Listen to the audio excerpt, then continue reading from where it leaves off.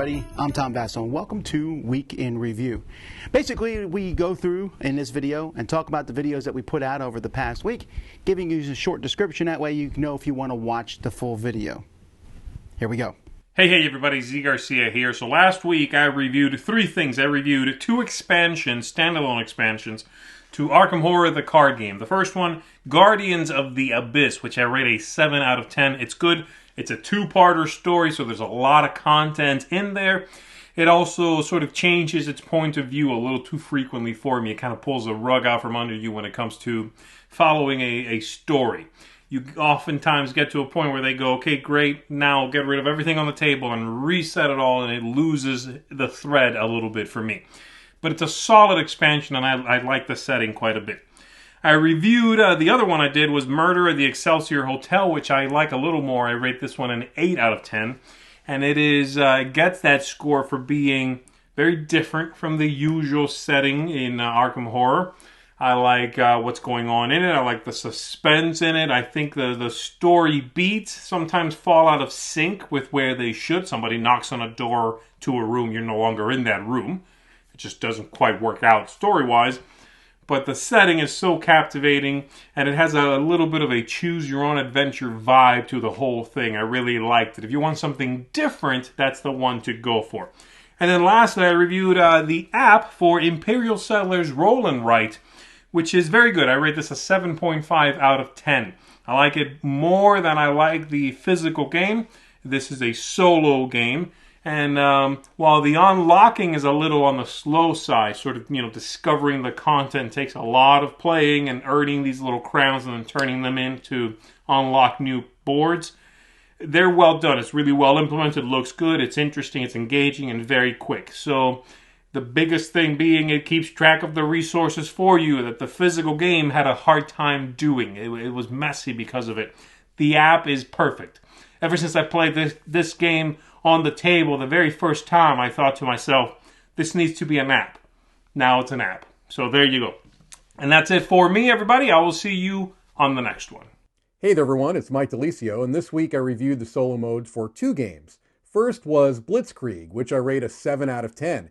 It's a good solo game. I think it's better as a two-player game, but the solo game is very procedural. You have to go through a series of steps, which can be a little bit off-putting at first, but once you get the system down, it's good. The main issue I had with it is that each game relatively will play out similarly to the last. There's not a huge amount of replay value, so if you're playing it once or twice a month, sure, but maybe not all that more often.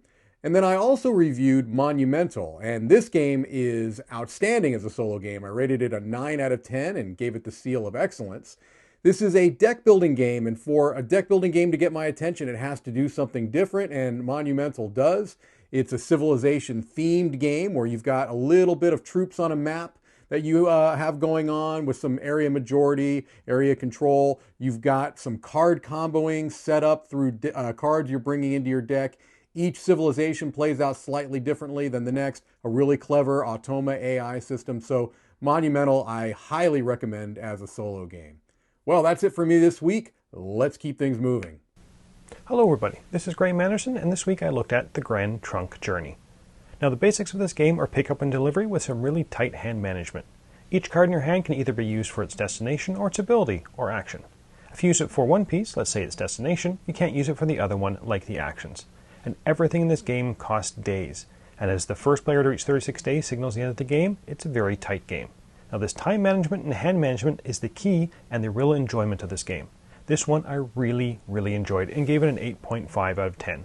And that's it for this week. This week I talked about the Black Widow Hero Pack for Marvel Champions. Definitely an awesome pack that allows you to do all these preparation cards. Definitely check out the review for that. I definitely highly recommend it if you're at all into Marvel Champions. Super awesome hero pack.